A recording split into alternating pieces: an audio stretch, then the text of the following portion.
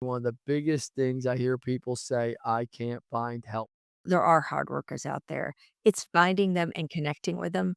You seem like you're a white glove service recruiting company. You seem like you're just not the typical recruiter. That's what I'm picking up on. A special guest today, Kelly Rowlett Grave. I'm sure I said that wrong. I apologize.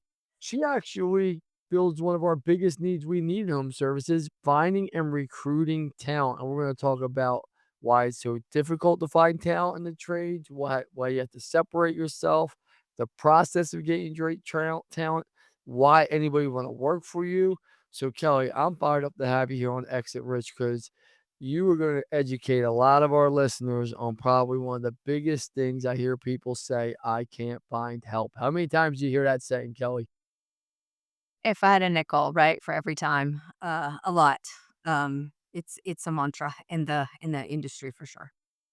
Kelly, why don't you tell everybody who you are and what the name of your company is and what you do? And you're a woman-held company. I know you're proud of that, and talk about that also. Yep, I'm proud to be a woman-owned company.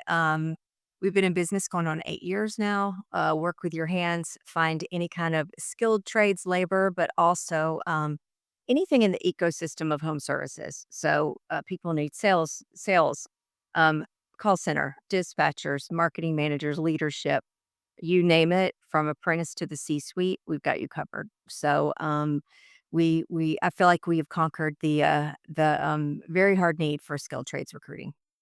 So let's just talk about that. I mean, no matter what you are in this environment where, um, I'm going to say it nicely, people seem to have gotten lazier. They've watched a lot of social media. They've either all gonna be billionaires in 1 year. All the noise, all the nonsense has made it very hard, since COVID especially, for people to recruit top talent. I mean, let's just call it what it is, let alone in the trades, as you know, which is a declining craft across America because of all the rhetoric about you can't make a good living there, but you can make a great living in the trades, and it's actually the opposite.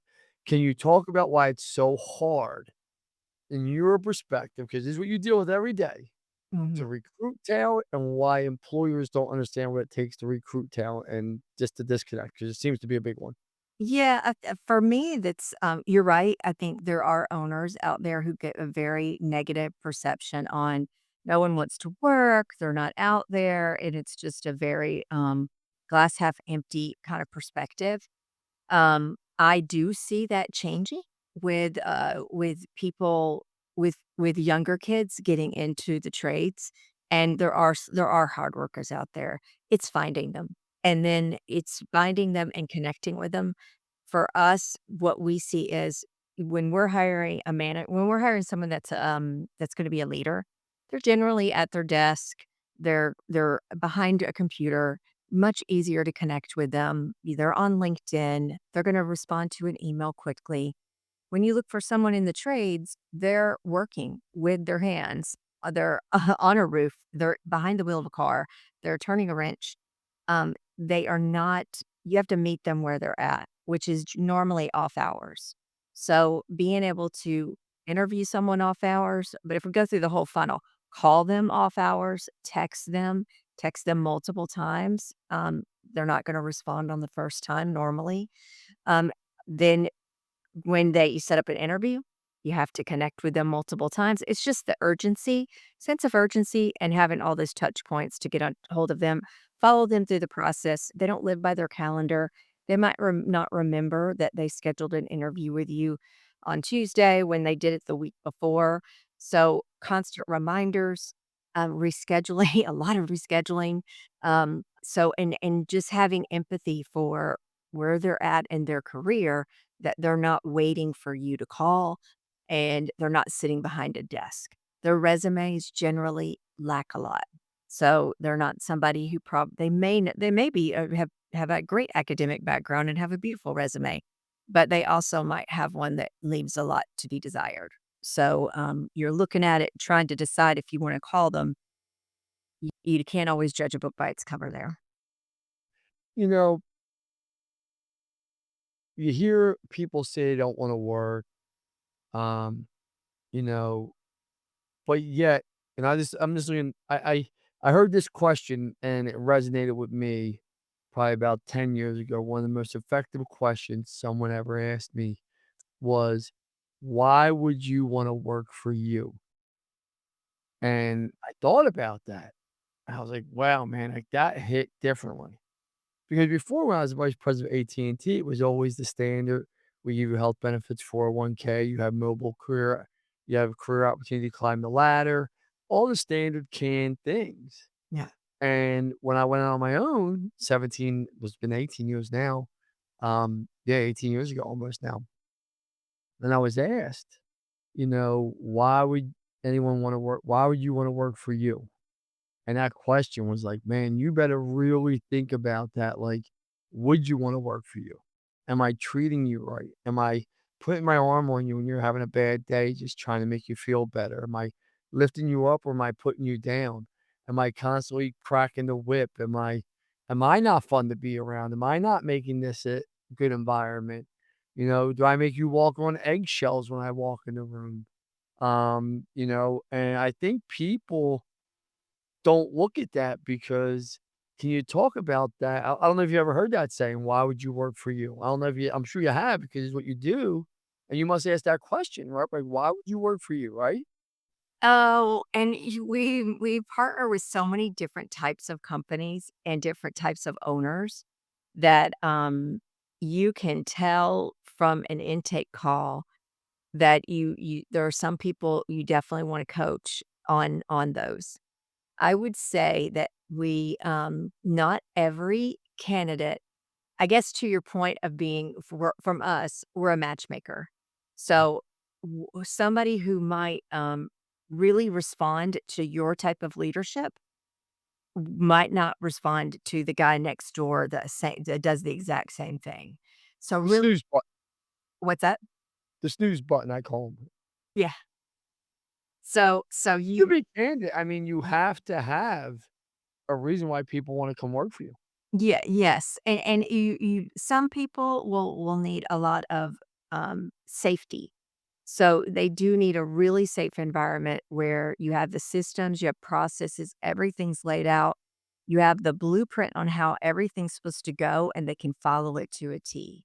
There are other people that you might ask, you have the autonomy to run this how you want, and they can't work during that, and so it's frustrating to some leaders, but you've got the wrong person in that seat. They can't work like that. They need a blueprint. Or there's someone else who's very, tough. "Tell me like it is. Be direct with me. Don't beat around the bush. I need to know exactly." Where other people, if you're like that, they're gonna cry. So, I feel like that it's meet people where they are, and I would say just recognize yes, there are a lot of things that people can do to be a better leader for sure, and would you wanna work for you? Always, there's always improvement. I think there's continuous improvement on being a leader and being a good person that not yelling, having those systems in place, little things, but also recognizing that your management style and where your business is today, if it's a very small shop and you don't have all those things in process, you might not be able to be able to hire the person who needs all of those things in place or they can't function. So there's a lot of like looking at a candidate and looking at who would work well with you and your team, and whether that you're the owner and you're managing, or whether you have a service manager or you have somebody else, a field supervisor that they need to connect with. It's a piece of the puzzle, and you want to make sure that they have your same core values and have a good work ethic, have the basics, kind of have the three things that are important to you that you really want to hire towards, and then see if they'll work with you.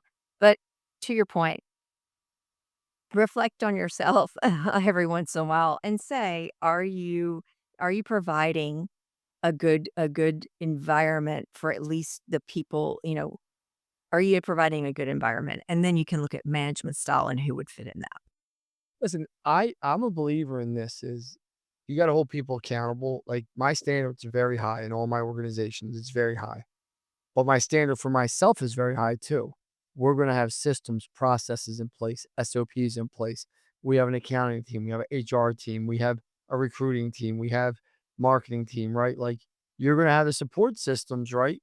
But you're gonna have to do your job or you gotta go, right? I mean, and I do believe, it's funny, I see a lot of these in the trades business, operators, I'll call them, right? They live in such chaos, right? And that's great. You live in chaos, but your employees can't live in chaos. They're gonna leave. And can you talk about that? About if you don't have systems, if you don't have processes, like no one's gonna build your company for you. And I think a lot of employers think they're just gonna hire people and they're just gonna come build their companies for them. And that doesn't happen. They're gonna be their own entrepreneurs. Can you talk about that, Kelly, please? Yeah, no, to your point, you gotta have all those, and that's why, I mean, they're out there. All the blueprint, the systems, processes, SOPs, they're out there. There's educational and coaching groups everywhere. You can get it off of AI these days. But you gotta make it a priority to have all of those. Yes, running in chaos does not work. And it's really hard when you have a small business to be wear every single hat and have all those things. Um, Day one, it takes a while to build all of that, but it's really important. And then it's important also to upgrade them and constantly revisit them. Are people following them? Um, and it's easy to make analogies of like a team player, but if you're on a team and, I don't know football a lot, but if you're on a team and you have your position, you know you know your position, you know what you're supposed to be doing, you know exactly how you have to block and tackle or whatever you need to do to protect the team and to make to score for your team. I think it's the same when you're building out your team and you're building out your team at your work. Like, know what everyone needs to do, know what defined positions, but have the SOPs in place. It's the little things that build that safety and the culture. But it's hard to hold people accountable when you don't have all of that, and if they don't really know what they need to be doing in their position. Here's a question for you. How big is growth to people wanting to work for you? Meaning your company's grown, like you're having a conversation when we interview people. Like my in-house team, I'm always saying to them, make sure you tell them we're growing. There's leadership opportunities coming available. They can transfer to another division if they have to. They can come in-house to LB Capital if they want to, right? Like we have opportunities, right? We have 7 locations across the country right now, and just roofing. We'll probably have 10 by the end of the year, by the first quarter of next year. I apologize. You know, talk about growth and being able to climb the ladder because I think that's important. Is it? Is it not? I mean, companies' revenue growth, is that important or not really to the employee? I think it's different for everybody. This kind of backing up to what you were talking about earlier, where you felt like people maybe they don't want to work.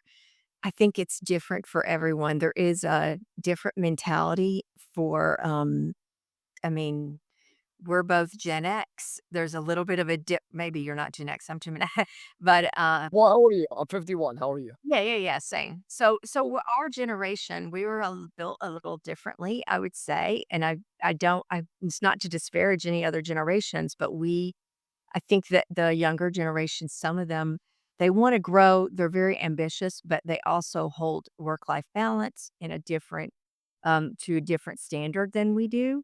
I feel like with my own kids, so where I'm like, you did not work all the time, like, you work yourself to death, but you also, um, not at the sake for the sake of growth. I think there's some people out there to your that employ for an employee, it does matter to be able to have the opportunity. It doesn't matter to everybody. So, What percent would you say it matters? I actually I'm surprised by that answer, Kelly, to be like I got common sense. I guess I would think 10-20% don't care about growth. They just want to come in, turn the wrench, put a roof on, and go home. I thought 80% of the people would be like, man, I want to at least have the opportunity to go into management. I want to be with a secure company that is growing in revenue.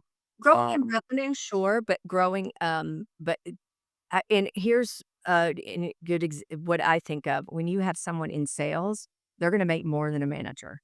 Why would I always. why would I take on the headache of a manager position when I can make so much more in sales? That and then growth is different to them. So it's not growth up a company ladder, but growth as far as opportunity goes, just with making the sale and having a good Okay. rep. Answer that question. I can answer that question for you though, Kelly, because if I was on the interview and I was interviewing you and tell me you didn't want to be a sales manager, just say, you know what? I'm going to make more money than your sales manager by just selling Lance. I wouldn't want that position. Just say that to me. I don't want the position. What was that? Was not sorry. You're going to, exactly what you said. I'm going to make more money as a salesperson than a sales manager. I don't want that I'm response. gonna make more money. I'm gonna make more money in the field selling than managing people. Kelly, I agree with you. That's 100% true. I'm not going to try and sell you on it. You're going to make more as a sales manager. What I am going to tell you this, Kelly, you got every trait to become a great leader. You communicate well, you have the sales ability, you understand our product, our systems, our services. Kelly, this is what I'll tell you is this, and here's a true story. A guy by the name of Bob DeFord back at Verizon. I was about 27 years old. Yeah, maybe about 26. He came to me, he was being promoted in Philadelphia. He said, I was their number one salesperson in the country. Everyone at Verizon knows this is a true story. He said to me, "Lance, I want you to come be our sales manager down in Philadelphia, district sales manager." I said, "Bob, I'm gonna make over $300,000 this year. You're crazy. I'm not going to." I think my base at the time was, don't hold me to this, as a sales manager, 80,000, 70 some thousand. I said, "Bob, you hit the wacky tobacco too much." He sat me down and he explained to me, "Lance, what we're gonna teach you as a district sales manager is all the things that you need to be a leader, all the things you need to be able to understand how to run a business one day, all the things that will give you intangibles. That so one day you can have a bunch of salespeople working for you and you can make a lot of money." I literally said, "Sign me up." I went on to be their number one sales manager. I left. AT&T recruited me. I was the youngest vice president at AT&T. I'm sitting here today and I'm doing very well, very well. And without me going in that management and taking that sales role, so like I feel like that's the easy objection to come over. Not everyone's gonna take it, Right. but if you could paint the picture on why to take that, there's a pretty good chance people. So I think people think immediate. They don't think long term. Like I see people leaving jobs for a $2 raise, $3 raise, right? And that's lunacy to me because when you go just $2 or $3 an hour, just say $3 an hour times 40, that's $120 times 4 weeks on the average month, right? So now you're at 240, 360, 480. Once I take taxes, I clear 300 bucks. I divide that by four. It's $75 a week is probably pays for my gas. I don't know what I'm getting, who I'm dealing with. I don't know the devil at all. I don't know really much about that company. And I just left a secure environment that I was probably happy in for $3 an hour. Hey everyone, thank you for joining us today. I want to give a quick shout out to our sponsors, Service Titan and Rilla, our technology of choice to helping us scale and grow our business and making sure all of our viewers have the technology to scale their business so when they want to sell it, they're able to. Now, that makes no sense to me, but you see it all the time because that's you're in the business of doing that, right? So I would think that the upward mobility of offering people to have a better life would be more important than the $3. No? Or am I just totally crazy? Yeah, it's just you would no, it's logical, but it doesn't always work that way. So you're right, though it happens every day that someone will, and that's part of recruiting in for skilled trades and for, in home services is the sense of urgency to get people through the process, before they take a competing offer and, also coaching them that you haven't thought about the benefits. You haven't thought about that they're asking you to do X, Y, or Z. They have it on call. You don't have on call over here. You haven't thought about these other things. So coaching them through the $3 is going to mean 75 bucks a month to you. Why would you go with this other company? They're not even offering you the things that you told us on the interview were really important, which is your 401k and you want to have good health insurance. So that's part of coaching people through it, but It's different for, in for everybody. I would say that the upward mobility piece does matter to a lot of people, but it couldn't say it across the board. So, the growth in a company, I think, does matter, and having a good reputation in the industry does matter.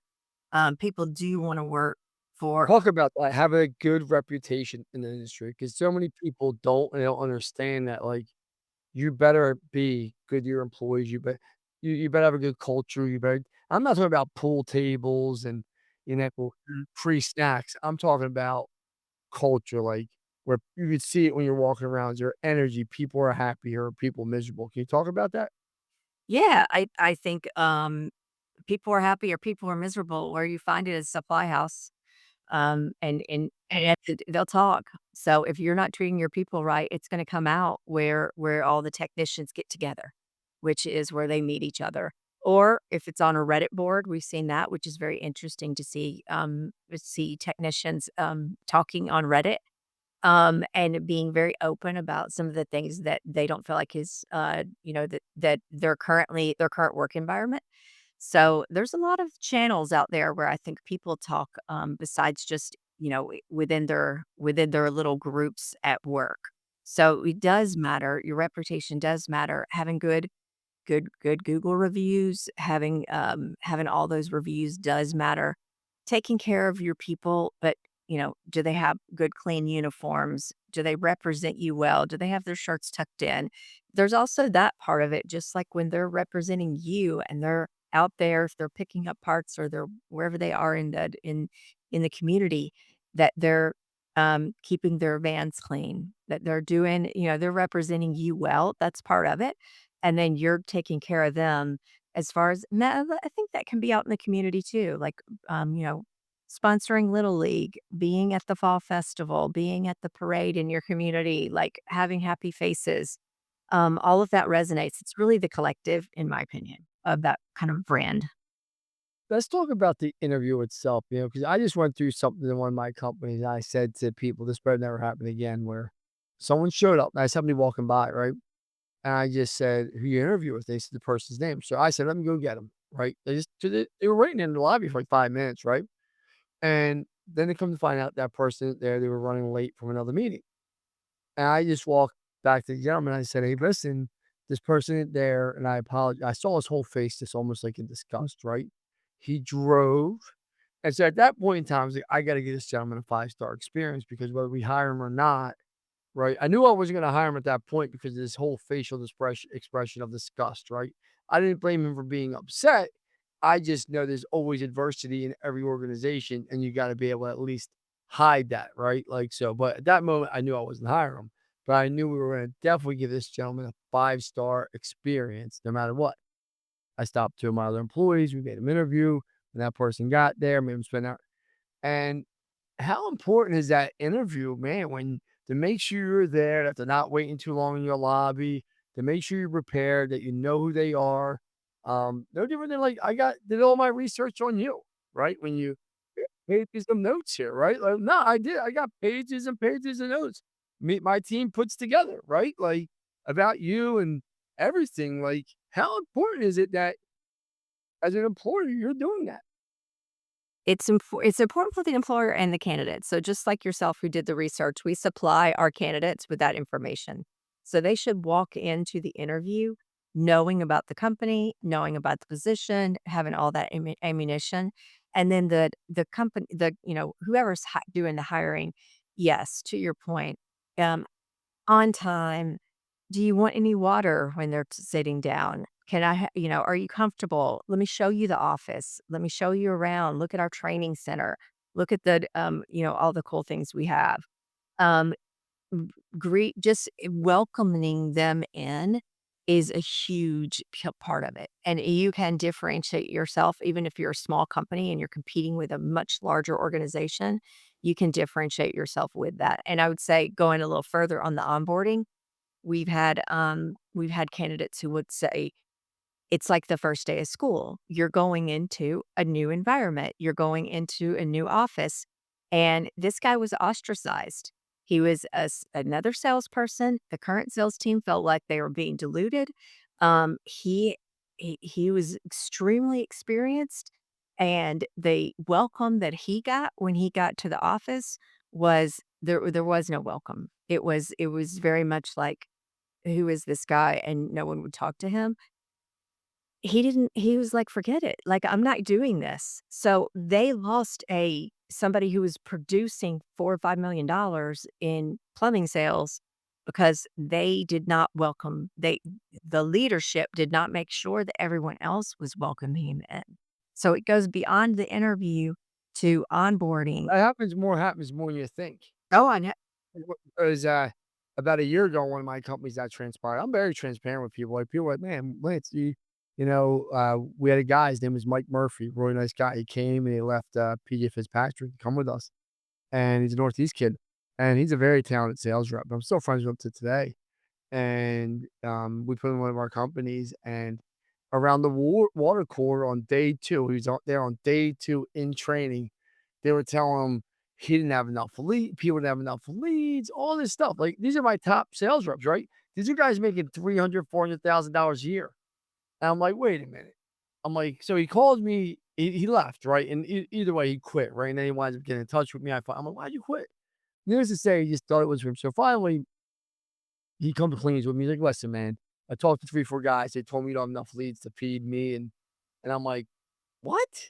I'm like I'm like, "They're some of my top guys, right?" Like, and we had to change our culture real fast and say, "Guys, like," and then we gave equity to all of our salespeople once they hit a certain number. So then they realized, man, if everyone doesn't eat here, then they never get this. So we had to change some of our cultural things and what we're doing.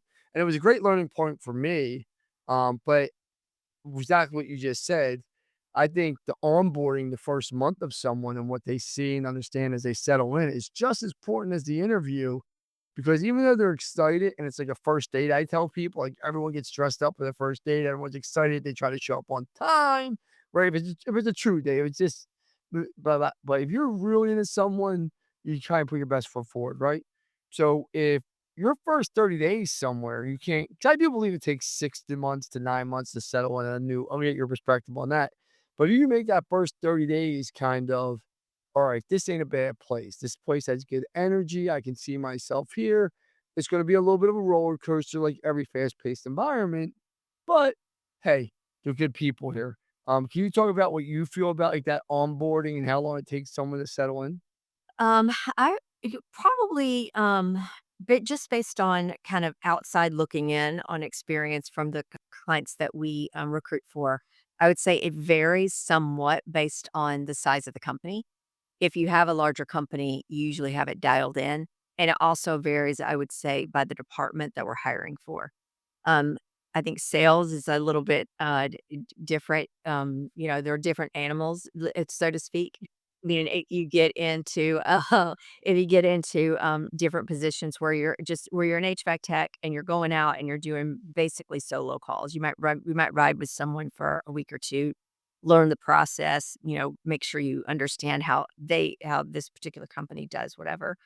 But if you're in some of the more competitive, positions, then it might take longer. But probably depends a little bit on, to me, the size of the company and the person. But to your point, 3 months, 6 months before you really feel like that you're ingrained in it and that you feel comfortable, 9 months to a year before you're, like, completely settled in. But, uh, yeah, all of it's important the whole way through. I mean, it's checking in, it's knowing your team and having a pulse check on if you feel like something's not going right with an employee and you really wanna keep them, we do see if they can come in with a friend. So if they know somebody that works there, usually can last a little bit longer if they have, because they can automatically, I mean, it goes, I don't wanna compare it to high school, but if you know somebody, you automatically kind of feel more comfortable, and Like, it was little less time. So, it's like refer a friend. yeah. What percentage of your people would you say go to a new company? They're excited, right? Tech, salesperson, right? You hire management people also, correct? Yeah. Yep. Right? What percent call you up in the first 30 days and say, "Man, I made a mistake here. Get me out of here." Um, Management, it's less, but if it goes south, it's usually a lot louder. So and there's generally it's something that we weren't privy to because we try and I mean, we want full transparency. If someone's walking into and they need to be a change agent, we want them to know that, and we want to find the right person that has the ability to come in if they're coming into um, some chaos or some disarray. The company just got purchased by PE. There was a bad service manager that left and took half the department. Like, let's be honest about what our candidate is walking into. So we make sure we have the right person. So as long as our client's fully transparent with us, we can mitigate some of that. But on the leadership side, if that doesn't line up with what they were expecting, it's pretty loud. Technicians, it's generally, I would say we hear it, but it can be nuanced as far as, like, they just don't get along with their manager. They didn't realize even though they knew the on-call schedule, it turned out not to be the on-call schedule can't work. They thought they'd be okay with the commute. The commute's way too long. Little things like that can come up, during their I'd say, like, first 90 days. But we try to get in front of all of that because those are anything that you can prevent going into it, let's prevent going into it. When you are recruiting technicians, where do you find them? Mm. Um, Indeed is the biggest. Our database, we have about 200,000 people in our database.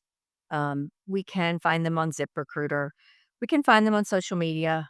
There is a way it takes a lot longer, but you can go to Yelp reviews and anybody who puts their technician's like full name on any kind of review, their their technician's probably going to be code.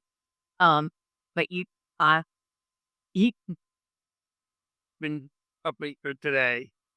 Good reference. Kelly's coming. well, it's not just us. It's probably a lot. No, I love it. I never even thought about the Yelp tech thing. I guarantee you that's like the gym. Everybody knows Indeed, Facebook, ZipRecruiter, the databases, right? Like not most people don't have a 200,000 tech database or management that trades database, but it is comical to hear you say go to Yelp reviews and look for a tech's full name. I mean, I love that. Yeah, it's you have to turn over and you have to turn over every stone. I would say too, if there's a public database with licensing, so if you know you need someone with a certain license and it's a public database that will go to the database and you can normally find people there. You're not going to find a resume, but you can find a name and a phone number and kind of do some detective work and find what you can. But, I would say there's ways beyond the typical Indeed job boards. You seem like you're a white glove service recruiting company. You seem like you're just not the typical recruiter. That's what I'm picking up here. Absolutely. Is it But yeah, is that kinda like your stick? Like, "Hey, we're a white glove." Because listen, I deal with a lot of recruiting companies, obviously. I you can't scale the way I'm scaling without dealing with them, right? But you seem more white glove. You're very polished, and you communicate incredibly well. So sales must be very easy for your organization, but, um, it seems like you have more of a tailored white glove approach of him handling the whole entire, "I'm gonna take the candidate from beginning to end with you, and I'm gonna make sure I prep you as an organization to really tell me who you are," right? Because someone that works for someone like me, my personality, right, probably isn't gonna work for somebody with a very docile personality, right? Like, yeah. it's 2 very different energies in our office, right? I walk through some offices, and I feel like I'm floating through a cot I could sleep by the time I get to the conference room, right? Like, here, it's not music playing, but it's very energetic, it's young, vibrant. Can you talk about that part, your white glove service? 'Cause it just seems different talking to you. Oh, well, I'm glad. We do try and differentiate ourselves.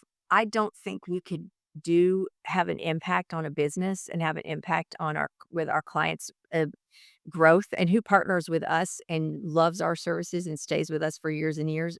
Anybody who's got a growth mindset. They have their stuff together and they wanna grow. We can't help them with that, if we don't do all the things because it just in skilled trades, you have to have all those touch points. You have to follow through. It won't work. You can't just hand the baton and hope that that the client's going to be able to pick it up. The reason they came to us is because they don't have a dedicated recruiter. Their dedicated recruiter is working on other things. Whatever the case may be, they're having a huge surge and they need a ton of people. Whatever it is, we can't, it doesn't work with skilled trades. You have to be able to hold a candidate's hand through the whole process. And then for leadership, you have to know your customer. So I need to if it's somebody like yourself that you need someone high energy that can accept direct feedback and works with other people that are super high energy A players with that hold themselves to a high standard. There's only a certain person that's going to work well with your organization. There's other companies out there that need someone that's whatever they need, wherever they're at in their place, but it's we wanna know all that. We wanna know core values. We wanna know, everything about an organization. Where are they at in their business? Where they want to be? What is performance and, success look like in every single role? If you hire someone, even if it's an apprentice, 6 months, a year from now, what does success look like for that apprentice?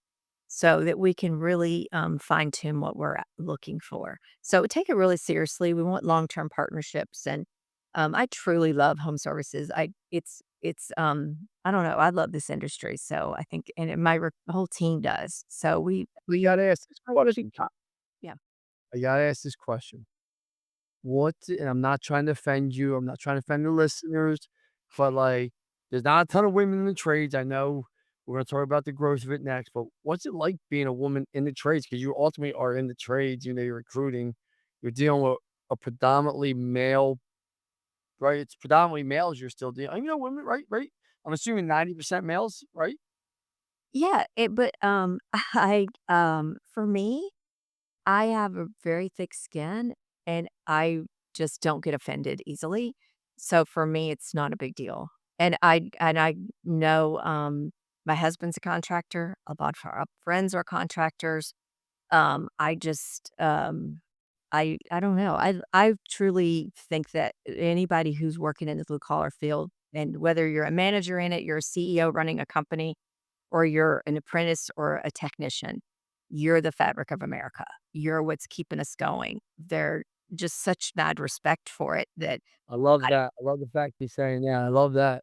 yeah, I don't take offense. I don't it takes a lot to offend me. So, yeah. Talk to me about the women that are joining the trades, because that seems to be a big push for a lot of people in the trades. It seems like there's a lot more women coming into the trades. Is Mm. that a myth, or are you seeing it? Because it seems, from my opinion, that there's a lot more women, and they're coming in.